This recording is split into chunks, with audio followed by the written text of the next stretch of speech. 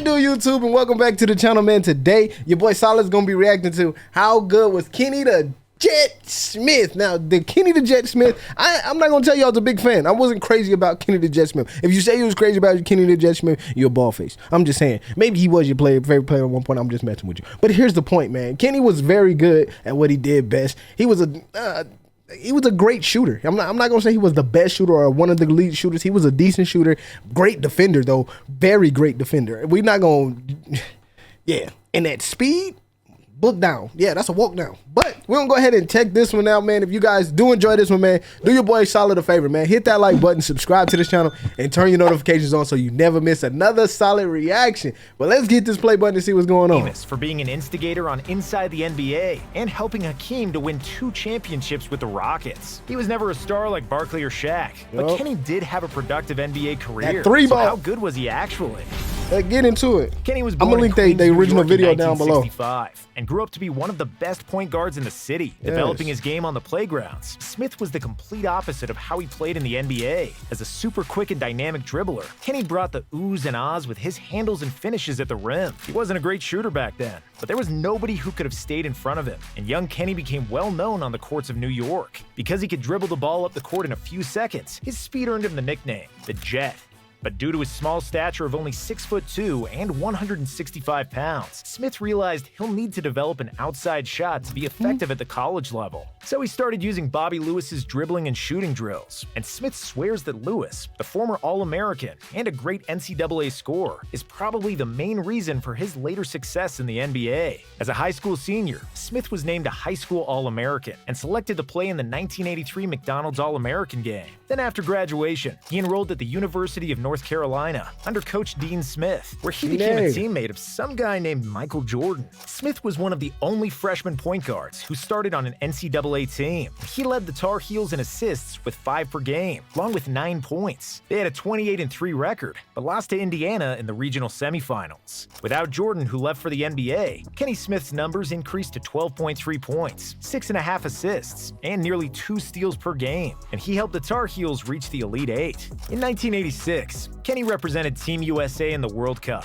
and was arguably the best player on a team that also had David Robinson, Steve Kerr, and Muggsy Bogues. In the finals against the Soviet Union, Kenny led all scorers with 23 points. I think they lost that game. His layup over Sabonis in the final seconds pushed the Americans to a tight 87-85 victory. As a college senior in 1987, the Jet became the undisputed leader and the best player on the Tar Heels, averaging 17 points and 6 assists per game. His final season was also the first season NCAA added a 3-point line, and Smith made over 2 threes per game with 41% accuracy. He led North Carolina to another Elite Eight and was a consensus first-team All-American. It was finally time to put his name in the 1987 NBA the 6th overall draft? Kenny got selected 6th overall by the Sacramento Kings, in front of future All-Stars like Reggie Miller, Mark Jackson, and Horace Grant. Despite being coached by 11-time NBA champion Bill Russell, Kings sucked. Kenny was decent, with 14 points and 7 assists on average, which earned him the selection to All-Rookie First Team.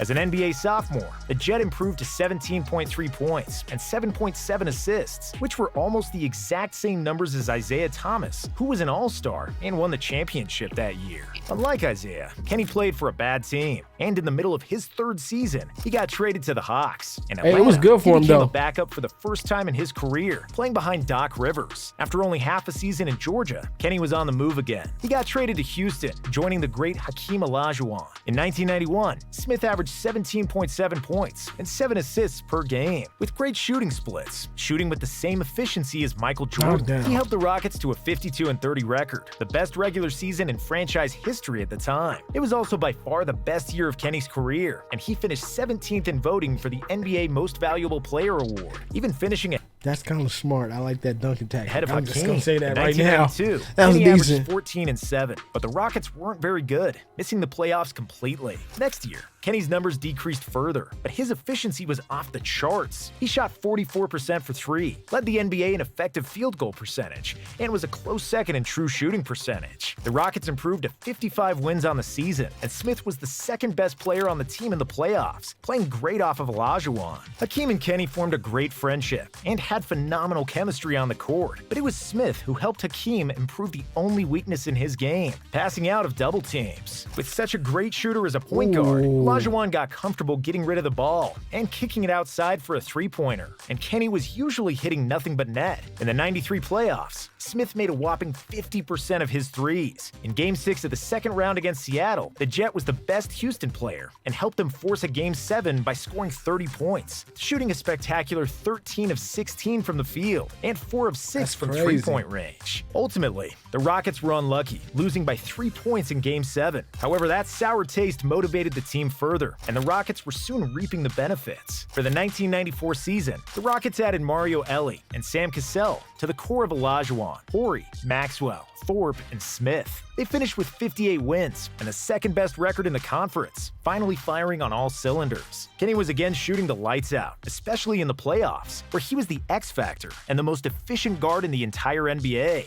The Rockets survived a nail-biter in the second round, winning in Game 7 against Charles Barkley and the Suns. Then in the conference finals against John Stockton and the Jazz, Smith was the Rockets' second-best player. Houston won in 5 games, and at last made it to the finals. Against the Knicks in the finals, Kenny struggled offensively in one of the most hard-fought series in finals history, where neither team managed to score more than 93 points in a single game. After what was a gritty defensive series and a showdown between Patrick Ewing and Hakeem, it was all going to be decided in Game 7. In the final game of the season, Smith did it. He played the best game of the series and helped the Rockets win their first NBA title. But after winning the championship, the Rockets hold on, folks. fell No, I just seen a man carrying a 80 and maybe 90 pounds over his head. When their first NBA Why did look? He got the camera over the head. Dedication. title. After winning the championship, the Rockets inexplicably fell off of a cliff. Houston was losing more games than they were winning with a near-identical team, which forced the team to trade Otis Thorpe for an aging all-star Clyde Drexler. Even though he was nearly 33 years old at the time of the trade, Drexler was still a 20-point scorer who helped the Rockets get into the playoffs, squeezing in as the 6th seed. Because they struggled all season long, nobody expected the Rockets to make it far in the postseason. As a matter of fact, Houston barely made it out of the first round against the Jazz, with Kenny shooting 55% and almost unbelievable 63% for 3. Then in the second round, the Rockets were again on the brink of a defeat, losing to the Suns in the final seconds of Game 7, until Mario Elie hit a game-winning 3, which will forever be remembered as the kiss of death, and the Rockets advanced. Versus the Spurs in the conference finals, Olajuwon continued his personal vendetta against David Robinson, pushing the Rockets to a 4-2 series win and another berth to the NBA Finals. Against Shaquille O'Neal and the Orlando Magic, Kenny had the most famous game of his NBA career. But before Kenny's shining moment, everything looked bad for the Rockets. They were losing by 3 points in the final seconds, and Nick Anderson had 2 free throws. He only needed to make 1 to win the game for the Magic. However, Nick Anderson missed both, but then caught his own rebound and got fouled again. But Anderson couldn't handle the pressure, and miraculously for Houston, he missed 2 freebies once more, giving the Rockets a sliver of hope to tie the game with a 3. Ain't no smiling. If I'm Shaq, ain't no smiling. What you smiling for? You just lost us the game twice. What you smiling for? Remaining, Kenny got the ball, pump faked, and launched a 3 that give me that went one. in to Call your send mama, the I game mean. to overtime. In OT, Hakeem made a game-winning tip to steal Game 1, but Kenny was the hero that night. Smith finished with 23 points and 9 assists, with 7 made threes, which was an NBA record for threes made in the finals that stood for 15 years. The Magic never recovered after that Game 1 loss, and the Rockets swept the series to become back-to-back champions. Unfortunately, the success didn't last for long, because in 1996, Kenny's persistent knee problems started taking their toll, and he started losing more playing time to Sam Cassell. In 1997, the Rockets traded him to Detroit, but Kenny wasn't healthy enough to play NBA basketball anymore, and he only played 9 games for the Pistons. In that same season, he got traded to Orlando, where he appeared in just 6 games, and then to Denver, where he played 33. Following the 1997 season, he retired at the age of 31, and in 1998, he joined Ernie Johnson behind the desk of Inside the NBA, where he's been thriving ever since. His playing career can be divided into 2 parts, before the injuries that made his knees famously crooked, and after the injuries. In his high school, college, and early NBA days, he was really the Jet, one of the fastest and most explosive point guards of his era. A 6'2" Smith even appeared in 2 dunk contests, in 1990 finishing as a runner-up. The second part of his career will forever be remembered for his shooting, intelligent playmaking, and leadership on a winning Rockets team. He was on the cusp of being an all-star in his athletic prime, and if his knees weren't so banged up, he could have probably made the all-star team once he became a deadly shooter from the outside. The Jet was never a superstar, but he was a great complementary player to Michael Jordan and Brad Daugherty in North Carolina, and then to Hakeem in the NBA. His 45% three-point percentage in the playoffs still ranks in the top 10 all-time, which is 5 percentage points better than Steph Curry and Ray Allen. Ooh. Kenny was always a smart player who played winning basketball, and he is one of the most clutch shooters in NBA history. All right, man. This was a great video. Kenny the Jet Smith is, he's one of those guys that are very great role players, and I like seeing players who change their game to help their team, not to help themselves. And maybe it is to help themselves a little bit, but mostly to help their team. He saw that, hey, we got somebody who can get in the paint. Elijah Wan's gonna be in the paint. I don't need to be going down there. Let Elijah Wan have the paint. Somebody needs to protect this three-point line. Somebody needs to hit these threes, and I'm gonna take that. I'm gonna do that. And that's what I like to see. But man, if y'all guys did enjoy this video, man, make sure y'all hit that like button, subscribe to the channel, and turn your notifications on so you never miss another solid reaction, man. Kenny the Jet Smith. Peace.